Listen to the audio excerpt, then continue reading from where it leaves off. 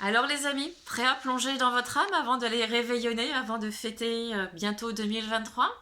Prêts à comprendre un petit peu pour cette nouvelle année comment faire pour comprendre que l'âme est un outil, pour comprendre quelle est cette énergie spirituelle qui nous insuffle cet amour de soi, grâce au nettoyage, à la libération de toutes les émotions que chacun de vous, tout le monde, toute l'humanité ramène automatiquement et a besoin de se libérer pour être ce qu'elle est de toute éternité, un divino-humain. Voilà, tout à fait. Donc, le divino-humain, pour totalement s'incarner, va compter sur l'âme, pour que l'âme soit écoutée par cette polarité de notre mental, qui au départ est le mental pouvoir. Voilà. Ce mental qui veut absolument garder le pouvoir sur ce qu'il a l'habitude de vivre et empêcher l'âme avec sa voix douce, sereine, remplie d'amour, de dire ouh, toc toc toc, est-ce que tu pourrais m'écouter un petit peu parce que tu reproduis à l'infini les mêmes choses? Mais je suis fatiguée. Est-ce que tu pourrais m'aider à me libérer un petit peu de tout ça? Parce que regarde, tu reproduis à l'infini. Et en fait, quelle évolution tu nous apportes? Parce que l'âme, elle va avoir ses émotions, que j'appelle karma aussi. Ça synthétise les choses et ça va beaucoup plus vite aussi pour mieux comprendre un petit peu comment nous fonctionnons avec l'âme. Et puis l'âme, elle va avoir aussi ses douleurs que nous allons retrouver au travers du corps physique, qui va être dans le corps ombral, qui est beaucoup moins connu. Mais ce corps ombral, c'est le corps que l'âme a ramené aussi, avec toutes les douleurs subies en fait pendant ses autres vies, y compris avec ces émotions-là. Donc imaginez-vous que ça nous fait quand même pas mal de choses à comprendre sur l'âme avant de se dire qu'elle prend sa place et qu'elle est en totale création. C'est vrai que de créer, d'être vraiment dans la création, c'est l'âme qui s'exprime, mais pour qu'elle prenne définitivement sa place, c'est l'amour de soi, je vous le rappellerai toujours. Tant que vous êtes uniquement en amour dans ce que vous êtes, que ça vous plaît, que vous êtes fier de vous, ou par orgueil, ou uniquement pour gagner de l'argent, non, ça va à l'encontre de ce qu'est l'âme.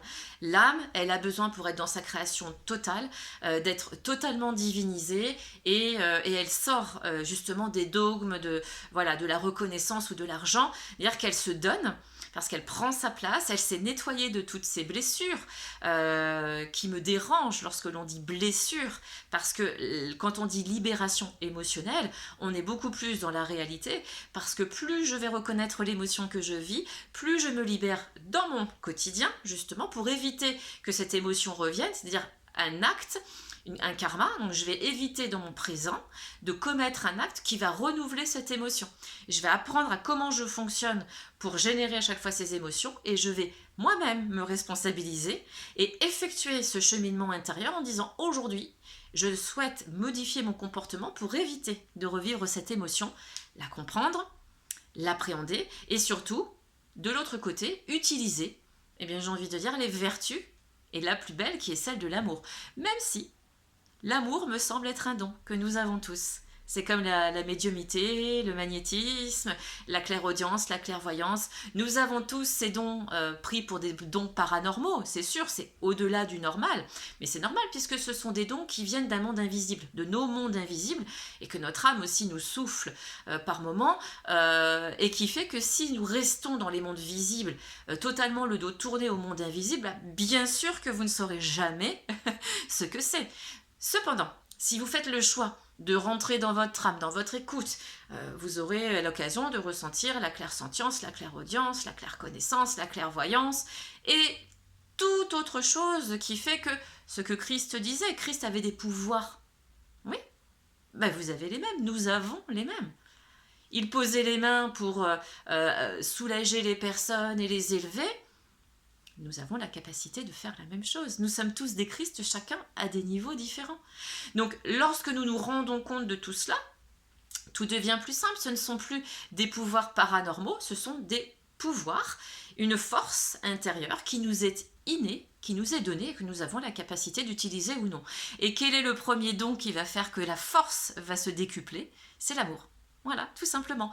Plus je suis en amour de soi, et mieux je vais réussir à m'aimer moi-même. Donc aussi, eh bien, par effet ricochet, à me libérer dans l'âme, à me libérer des émotions, à être de plus en plus dans la compassion, de plus en plus altruiste et à observer à la fin, une fois que j'ai compris mon mode de fonctionnement et que mon âme s'est libérée, eh bien de comprendre en fait que ce que l'autre me renvoie, c'est lui aussi ce que son âme a besoin de libérer, de nettoyer. Alors comme je l'ai vécu, je vais le transmettre pour l'y accompagner et l'aider, y compris dans les douleurs physiques.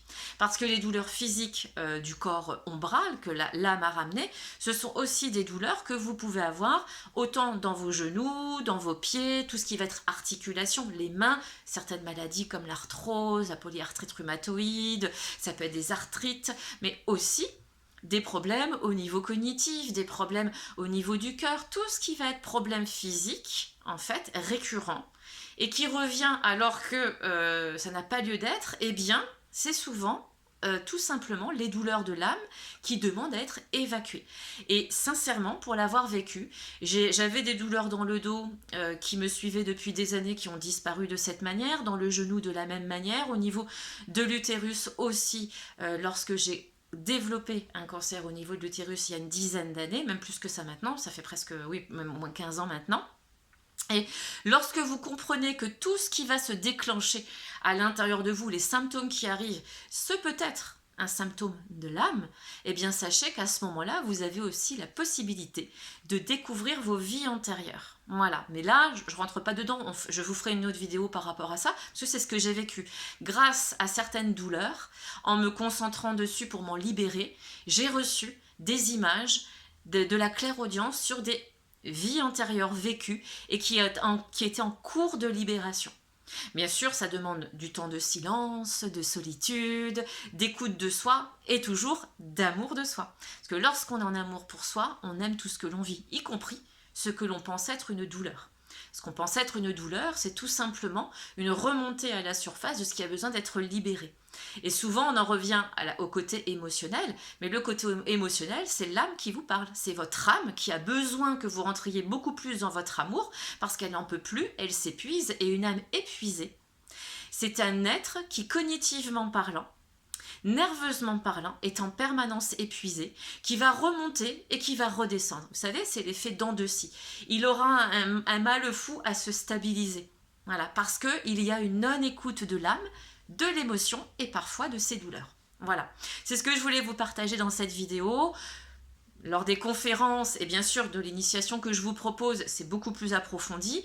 Mais sachez que si vous avez des questions, je vous le répète à chaque fois, vous le savez, vous avez l'adresse mail en dessous. J'adore vous répondre. Donc allez-y, si ça peut vous aider, vous accompagner.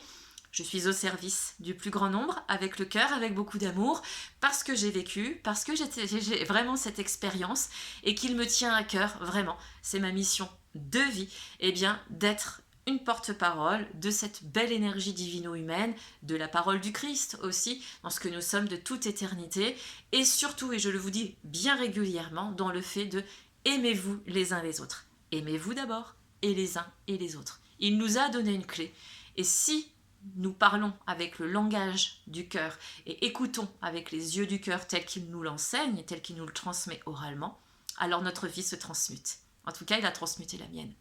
Je vous embrasse. À tout bientôt les amis. Prenez soin de vous. Bye bye.